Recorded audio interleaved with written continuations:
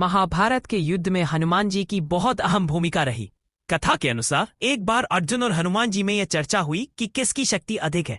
अर्जुन ने कहा कि उनके धनुष बाण से वे किसी भी लक्ष्य को नष्ट कर सकते हैं। तब हनुमान जी ने अपनी असली शक्ति का परिचय दिया। बाद में श्री कृष्ण ने बीच में आकर दोनों को समझाया और उनमें मित्रता करवाई। इसके बाद हनुमान जी ने अर्जुन को वरदान दिया कि वे कुरुक्षेत्र के युद्ध के समय अर्जुन के रथ के ध्वज पर रहेंगे और उनकी रक्षा करेंगे। इसी कारण जब महाभारत का युद्ध प्रारंभ हुआ तो अर्जुन के रथ के ध्वज पर हनुमान जी विराजमान हुए।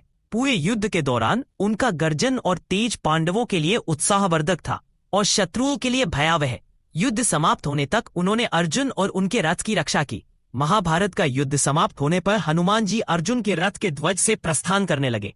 उस समय भगवान श्री कृष्ण ने स्वयं हनुमान जी को धन्यवाद दिया और कहा, हे पवन पुत्र, पूरे युद्ध में आपने अर्जुन और उनके रथ की रक्षा की। आपके बिना इस युद्ध में पांडवों की विजय संभव नहीं थी।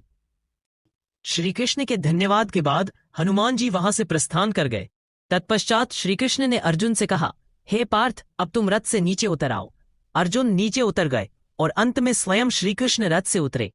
जैसे ही वे उतरे, रथ तुरंत जलकर राख हो गया। यह देखकर अर्जुन अत्यंत आश्चर्यचकित रह गए। तब श्री कृष्ण ने कहा, अर्जुन, इस रथ पर युद्ध के दौरान भीष्म, द्रोण और कर्ण जैसे महायोद्धाओं ने अपने दिव्यास्त्रों का प्रहार किया था।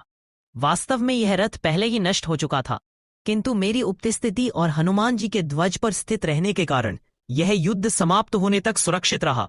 जैसे ही हम दोनों अलग हुए, रथ अपने वास्तविक स्वरूप को प्राप्त कर भस्म हो गया।